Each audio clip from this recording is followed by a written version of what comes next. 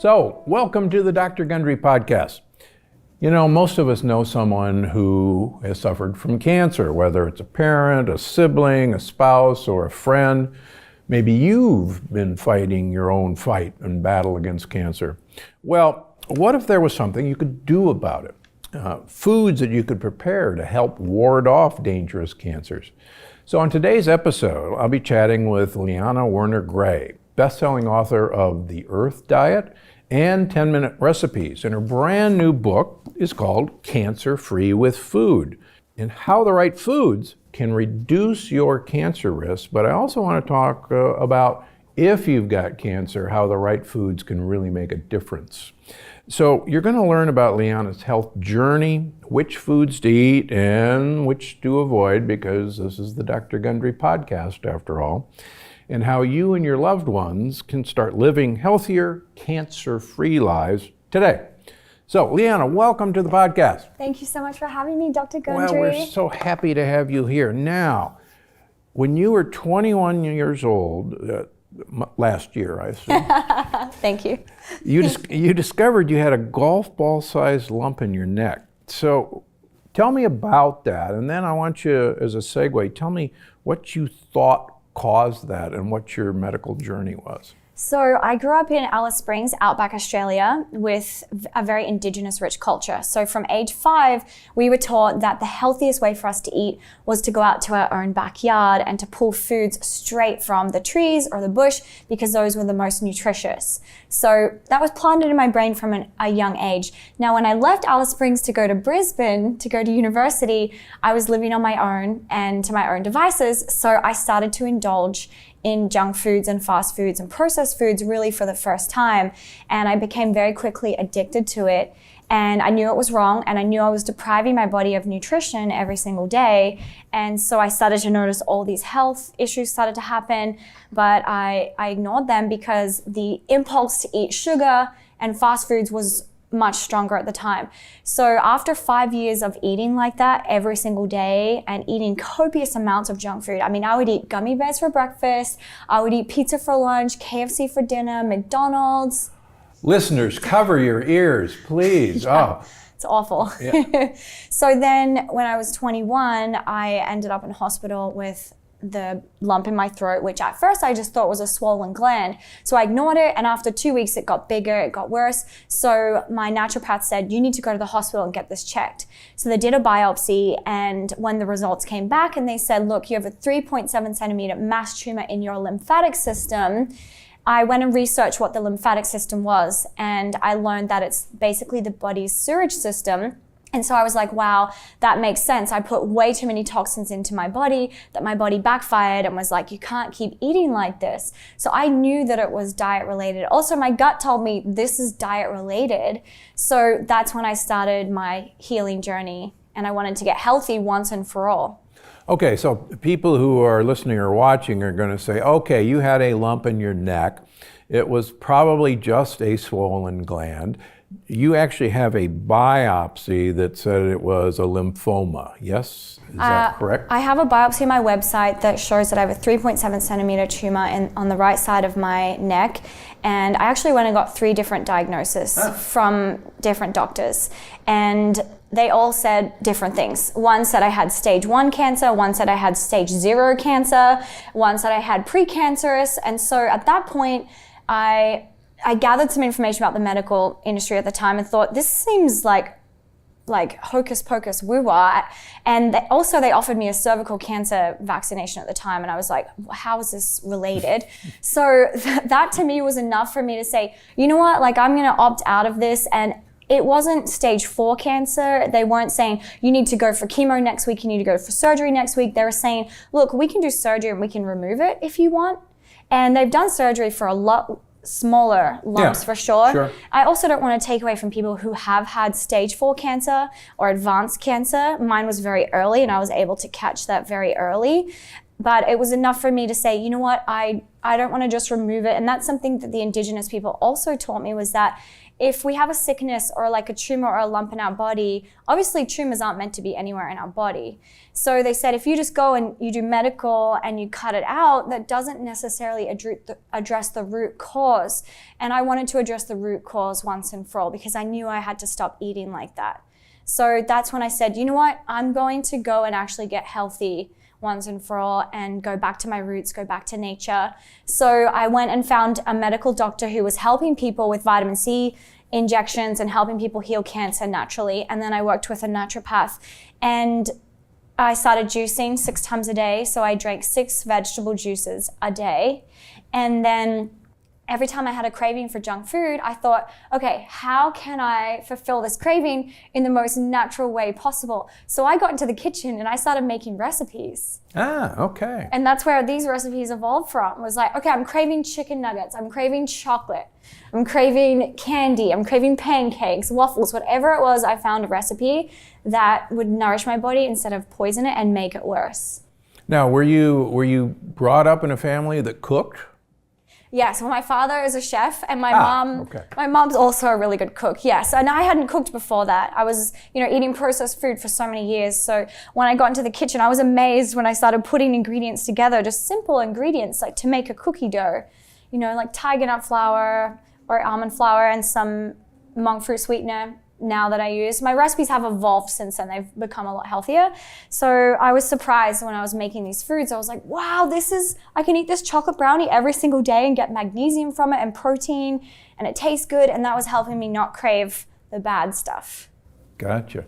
So they didn't want to necessarily say, well, you have to have chemotherapy, or you have to have radiation therapy, or you have to have this cut out.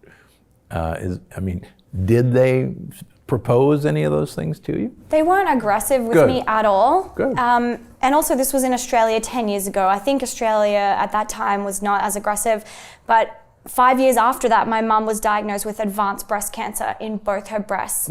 And they were very aggressive with her and said, you need to do surgery and chemo and radiation. And so I sat down with my mum and said, what do you feel like you need to do for your healing? What do you think will is the most empowering choice for you? And my mom said, honestly, I do want to do surgery because I feel like that cut it all out. I'll start fresh. Then I won't have the cancer anymore. But she said, I just honestly can't do chemo radiation. I feel like if I do that, I'll put my body under too much pressure and stress, and that will make my situation worse. So, and then she also did a nutritional plan. So she started juicing as well, getting all that nutrition into her, lots of vitamin C. She also took vitamin D supplements as well. And that for the next 6 months after that, doctors kept calling her, pressuring her, like, it's going to come back if you don't do chemo radiation. And my mom would call me in fear and be like, what should I do? And I said, well, what do you feel? And she said, I can't do it. So she never did it. And she's cancer free to this day. That's a fantastic story. So you started doing all this. You changed your food. You fought the junk food temptations. When did you start noticing something changing? It took about a month for the tumor to lose it felt very swollen and very hard. So it took about a month for me to feel like it was starting to dissolve. After 3 months, it was completely dissolved. Fantastic. But I made a lot of radical changes. Yeah. Yeah. And you've it's one thing to have, a lump in your neck that you can see to empower you to make radical changes, particularly when you're really young. What kind of keeps you on track now that thing's not there anymore? Well, I suffered every single day for 5 years eating junk food. Even though I felt like that high for 5 or 10 minutes, eating all the sugar and the fast food, after that I would crash and was absolutely miserable. So that was enough suffering to me. And I just remember saying, God, if you can heal me from this addiction and these cravings and this tumor, I'll be happy and grateful every single day of my life, I promise. And so I've not wanted to go back to that at all. But also there's no desire or impulse in me at all. When I see these foods, to me, they just look dead and there's no appeal. So I'm more excited about making these kinds of foods instead. I'm excited about making like a healthy cookie dough or healthy chicken tenders. All right. So your initial experience resulted in the Earth Diet, right?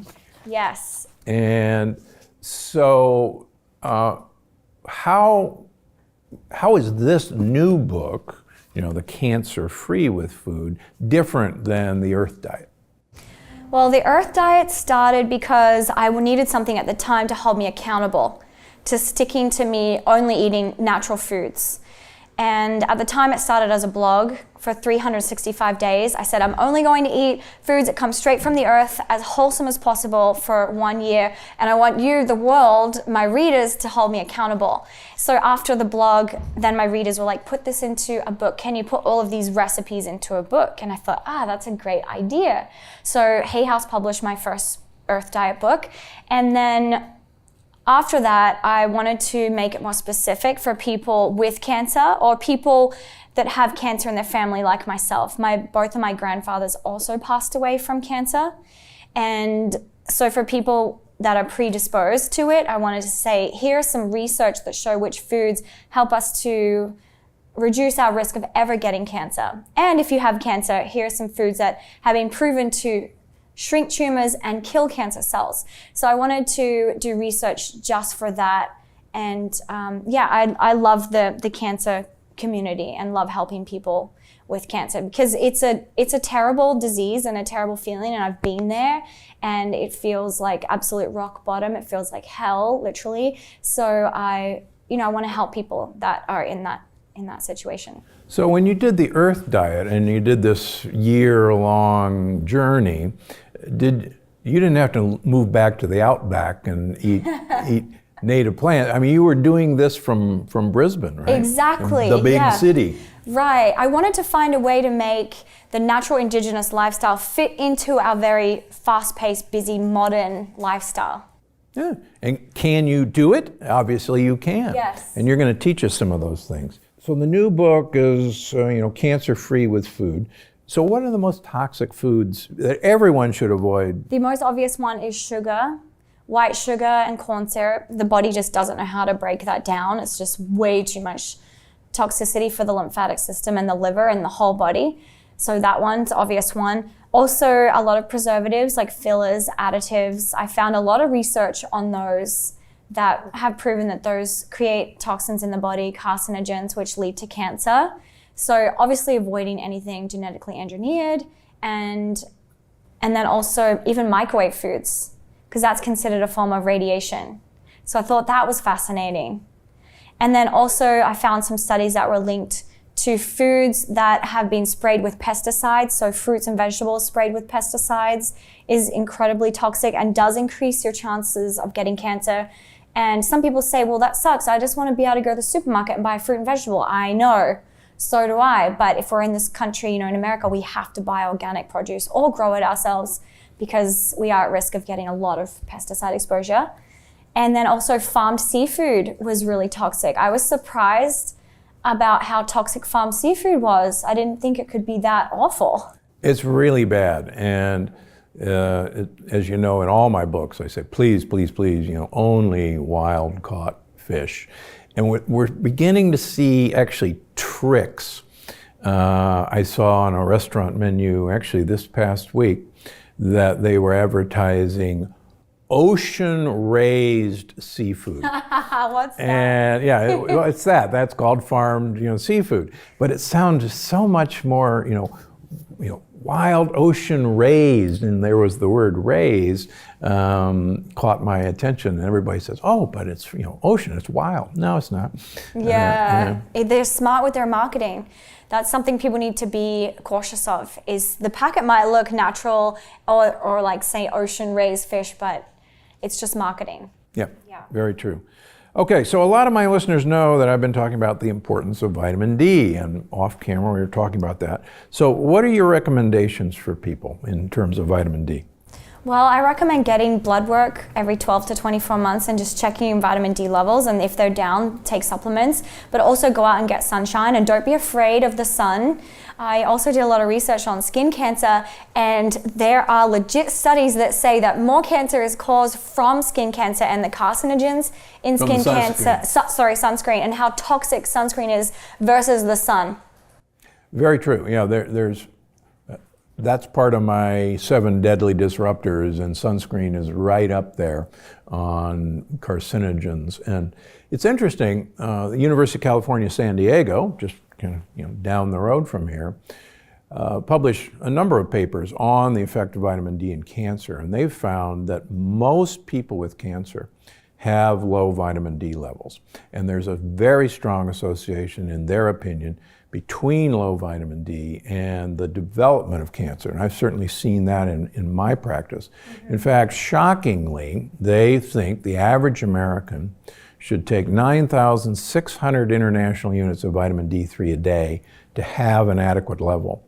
And in their published research, they have never seen vitamin D toxicity at up to 40,000 international units a day, routinely. So I think there's this huge fear, particularly among practicing healthcare professionals, that vitamin D toxicity is, it's horrible. And I see a number of my cancer patients who I run their vitamin Ds 100, 120 nanograms per milliliter, and their oncologists say, you're vitamin D toxic and get that down. And next time I see them, their vitamin D level is like 40, and I go, what happened? I said, oh, my oncologist said I'm killing myself with vitamin D. And I said, well, that's funny, the data shows it just the opposite. Yeah, it's because they're trained in such old school things, same as nutritionists. It's all Correct. Old school. We're still trained that we should be promoting corn and grains, and that's awful. Look at the health stats. So I personally take vitamin D supplements myself, and it's also something free that we can get straight from the sunshine, which I talk about in my book also. I talk about here's some free natural treatments that you can do if you have cancer or want to prevent cancer, and getting sunshine is one of them. Yeah, absolutely. All right, now for some controversy. Oh. I tell my patients and readers to avoid foods like quinoa and whole tomatoes, and that you have to detoxify the quinoa with a pressure cooker, or you have to get rid of the lectins in tomatoes by peeling and de-seeding them. I actually like tomato sauce that comes from peeled and de-seeded tomatoes. And we actually have some recipes for that. But you recommend both of these things in your new book. How come? So, okay, disclaimer, all the foods in this book, even though they might be anti-cancer, they have to be for the right person. Same as mushrooms. Mushrooms are great, but not for every person. Personally, I can't eat a lot of mushrooms. My body just doesn't like them that well, even though they're super healthy, natural food. So with tomatoes, the research I found with them is mostly because of their lycopene. Those studies showed that helps, especially with prostate cancer and other cancers. So for some, tomatoes work well, but also for others, it might cause inflammation. And then some people's doctors are telling them stay away from nightshades. But the studies I found, I felt like tomatoes were really helpful in preventative and for healing cancer, so I included that. And then quinoa, there's a lot of studies that trace back to ancient civilizations that use quinoa as their fuel source, and that's something that they would eat to keep them energized for days. And quinoa, it depends on where someone's at with their grains. So I wouldn't say to someone who's completely cut all grains, go and add a grain into your diet. But for someone who eats a lot of breads or a lot of other processed grains, I would say try quinoa and fill up on that instead to help you cross that bridge so that you're not craving the worst types of grains. Yeah, part of what I've done throughout my life is to study indigenous cultures and ancient cultures to figure out how they actually detoxified what appeared to me as a very toxic grain, for instance. And most people don't know, and I write about this, that the Incas actually had 3 detoxification processes before they would eat quinoa. Oh, wow. They soaked it for 48 hours, then they allowed it to ferment. They let it rot, and then they cooked it. Oh, and wow. It's not on the package directions. See, not a lot of people know this. I That's didn't know why. this. Yeah, that's why I write about this. This is awesome. I'm For gonna share instance, this. last fall I went to Sicily because Sicily is a heavily based tomato culture. Almost everything is tomato sauce based. And so I would go and interview chefs, and even in small villages. And I said, what do you think? Why do you guys eat so many tomatoes, and how do you fix them? And everyone said, well, everyone knows you have to peel and de-seed tomatoes before you can make sauce. And I said, well, how do you know that? They said, well, because, my mother taught me. And, well, how did she know? Because, my grandmother taught her. And I could not find a chef in Sicily that didn't tell me you had to peel and de-seed tomatoes before you could use them. Wow. In fact, I was lecturing in Toronto a couple of weeks ago, getting interviewed by a reporter, and the reporter, we were talking about tomatoes, and the reporter said, well, I love it, the fact that you say you have to peel and de-seed tomatoes, because everyone in Canada knows that the seed in a tomato is very acidic and toxic, and you have to get rid of it. And she said, everyone knows that. And so you start looking at cultures and say, isn't that interesting? In fact, the Italians didn't eat tomatoes for 200 years after Columbus brought them back. Their native son, because they knew how toxic they were. Oh, wow. Interesting. Well, and also what I learned from the Aboriginals is that you don't eat the seeds in any fruits or vegetables, because if you do that, basically there won't be any. You won't have any more food. They had to eat the food and keep the seeds and replant them, because they couldn't just go to the supermarket and buy seeds that didn't exist. So that was their way of keeping that cycle going. So it totally makes sense to me to remove seeds from all fruits and vegetables, because we weren't designed to eat them. It's just not the design of nature or the human body. No, it's true. When I was doing mission work in Brazil years ago as a surgeon, and cashews started in South America, and the Aboriginal South Americans would actually take the cashew nut off and throw it away because it was toxic, and they'd eat the fruit. And so whenever you'd see the entire thing on your plate, they'd give it to you, and they'd go, "Don't touch that. That's lethal. Just eat the fruit." Wow. Yeah. So does this mean you might be coming to Alice Springs sometime soon? I would love to come out there, because I have not studied that culture. Oh, that'd be awesome. Well, I'm your girl. Can introduce you to them. All right, very good. Dr. Gundry goes to the Outback. That's right. Ooh, that would be fun. Yeah. I'm going to be looking out for you in the Outback, folks. Okay. Okay. I always ask my guests, because of my new book, The Longevity Paradox, what's the one thing listeners can do today to help them live a longer, healthier life? Drink chlorophyll every single day. So that's my number one tip for everyone always. And that's something that I've continued to do now every single day for the last decade after I healed. I thought, why not consume chlorophyll every day? It just makes me feel so alive, so energized. It helps purify the blood, helps put oxygen into the blood. And chlorophyll could be the form of eating a big green salad, leafy greens, or a smoothie, or a juice, or even chlorophyll droppers, or a greens powder, which I use also, it's a dried broccoli sprouts, collard greens, kale, spirulina, and I just mix that into water. Okay. But make sure, editorial note, that your greens powder doesn't have wheatgrass or barley grass. Evil stuff. Okay, so what are your top 3 cancer-fighting foods? You brought us some, and for those of you who are listening to the podcast, we're going to try our best to describe them for you and to make munching noises that aren't too gross. Okay, so what do you got? Okay, so I made a few different dishes today. So do you want to start with the dessert? I always go straight for the dessert. Life's too short, eat dessert Yeah, first. always. Is that what you're saying? Yeah. Okay, so I made 2 different desserts. So first of all, these are chocolate coconut cups. So this is a great replacement for if someone's craving the Reese's or chocolate peanut butter cups. So this is something I also ate a lot of during my healing. Ah, Yeah. okay. So it's made with real cacao powder, real cacao butter, and also some coconut manna inside. So that makes it nice and creamy. And then when you bite into it, you get that coconut manna buttery inside. And it's sweetened with monk fruit. So this would be kind of like Easter was a little bit ago. This could be a Cadbury egg replacement. Totally, yes. But also, would you like to try one? Yeah.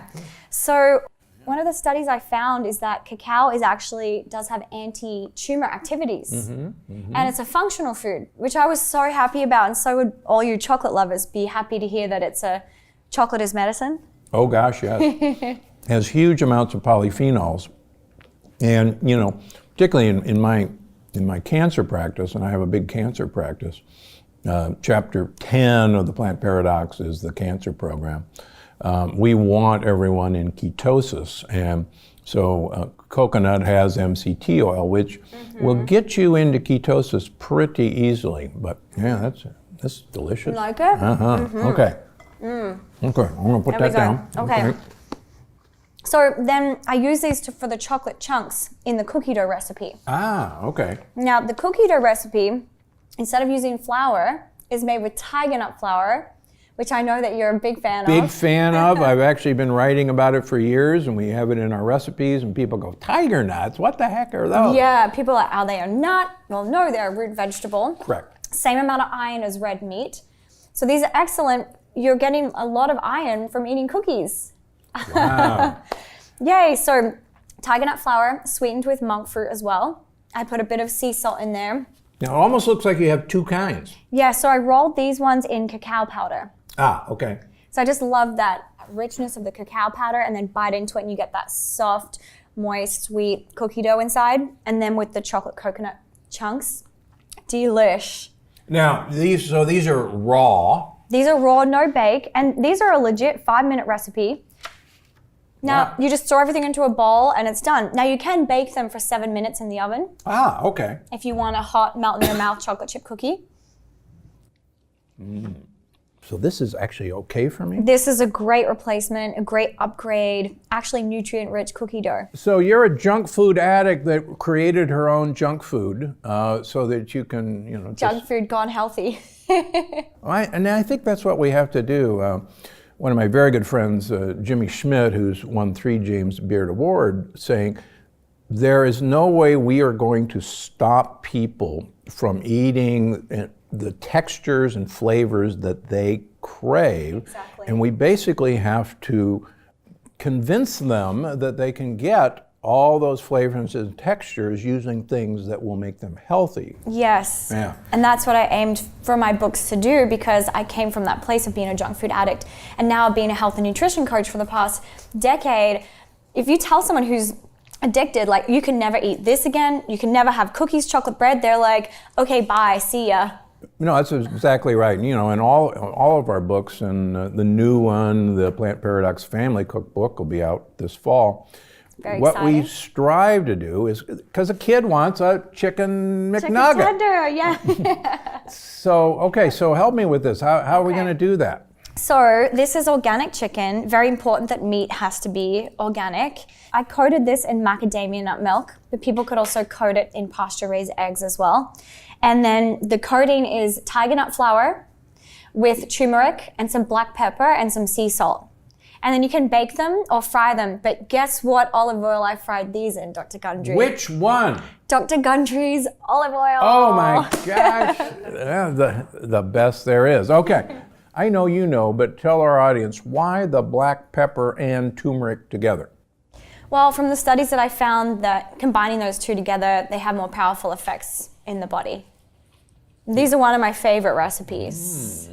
Sprinkled with broccoli sprouts. So I try and encourage everyone to sprinkle broccoli sprouts. And these are good cold as well. Yeah, they're cold right now. You can put them on a salad. Yep. You can wrap them up in a coconut wrap. So we could take this for a tailgate party for game day and fool everybody? Yeah, exactly. So this is an immune boosting turmeric black pepper tea. So this has lemon, ginger, turmeric, black pepper, and some garlic. And some garlic. Yeah, so nice anti-inflammatory. Okay. Very detoxifying. This is new, or did you have this, during your treatment course? I didn't really know about turmeric at that time. I did a lot of ginger though. Every day I had ginger, a lot of ginger. Talking about preventing cancer naturally, or treating cancer with food gets a lot of critics going, and particularly healthcare professionals and nutritionists. What do you say? How do you deal with that? Yeah, I mean, I'm very passionate about this subject, and it's a personal story for me. So when I was thinking of my next book with my publisher, I was like, well, what I'm really passionate about is helping people with cancer. And I was like, well, I'm not an MD, I'm not even a certified dietitian, and I'm blonde and young. So that doesn't really help my case, to be real. But I was like, I just want to go for this. So I pitched it to my publisher, and they were like, yes, we love it. This is meaty. This is good. You can do it. And at the time I had support from people in the industry that are helping a lot of people with cancer. So I felt more empowered and confident. And then, I wrote the book, submitted it, and then I was like, oh, actually, I don't want to do this. I changed my mind, because the backlash is going to be crazy. Every time I post something about cancer, I would get some really aggressive things like, I hope you and your mom die of cancer, like just really hurtful things. But then I was like, you know what, I need to stop focusing on the critics and those people that are going to, try and attack, and focus on the people that I'm helping. Because when I think of them, the people that have cancer, and that there have been many case studies, and I interview a lot of cancer survivors in the book and talk about specific foods for specific types of cancer. When I focus on that, that's what keeps me going. I think this actually works, and this isn't rocket science. Food is medicine, and this can work in conjunction with a treatment plan. So someone can do chemo and also be healthy at the same time. There's no point doing chemo or surgery and eating a sloppy Joe that the hospital gives you. It's just going to make everything worse. So yeah, I think that's a great point. There are numerous studies that show certain supplementation, getting your gut microbiome as healthy as possible, will either prevent or at least minimize the effects of chemotherapy on your gut, on your digestion, on your brain fog, and you talk about that in the book. Yeah. So at the very least, I mean, even in our cancer center in Palm Springs, there are graham crackers and saltines in the waiting room while you're waiting to go get your chemo treatment. And the head of our center is actually a big fan of mine and follows my program. And I'm always picking on him. I say, what are you doing? And he says, well, they want that. And, we're in business, and, they're not, they'd eat this. So we just need them to have these kinds of options. Yeah. Or have like a healthier cracker. Okay, well, so the critic will say, well, this is really expensive to do, and if you're on chemotherapy, you got cancer, you don't have time to do this. That's 5 minutes?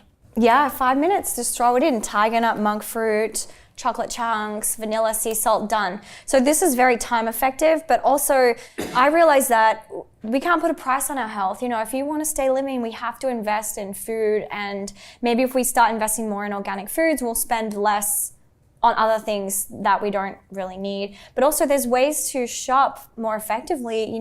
I found a website that's like Amazon that you can buy all of these ingredients like tiger nut flour that's much cheaper than if you were to go to a health food store. So, I'm all about supporting local health food stores for sure. But if you're on a budget, shop online and get these things at a discounted price. Okay, so for those of tiger nuts, I want to talk about tiger nuts. For those of you who are listening, these tiger nuts that I have in my hand look like little, almost dried berries, but they're actually a tuber and they're not a nut. They actually support indigenous Africans, and having just come back from Ethiopia, where 85% of the population of 110 million people are subsistence farmers, you actually, by eating these, give support to people who really need it. But these guys actually are tubers. They feed good gut bugs. They are one of the best foods for feeding gut buddies. And these are hard as a rock in this form. And maybe I can click them. So having personal experience over the number of years, do not try to eat these things just like this. They are potentially tooth breaking. So how do we use them? How do we find them?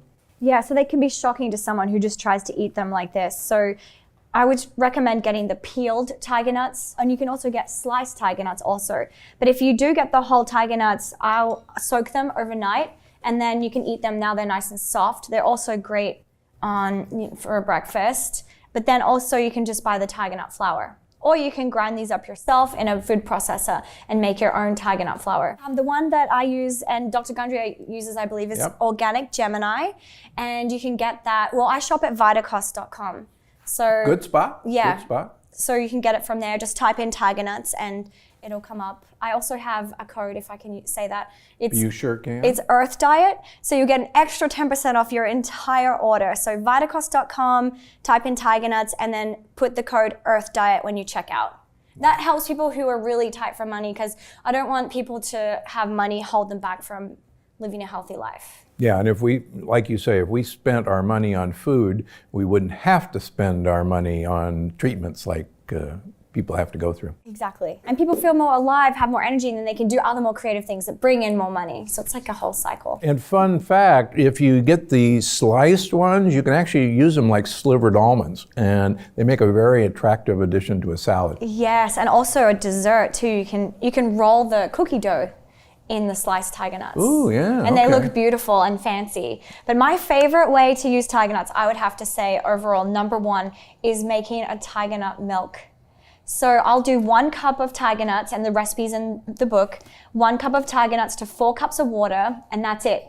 Blend it up, and it comes out white and creamy and delicious. So since tiger nuts are naturally sweet, just like a sweet potato is, there's no need to add any extra sweetness.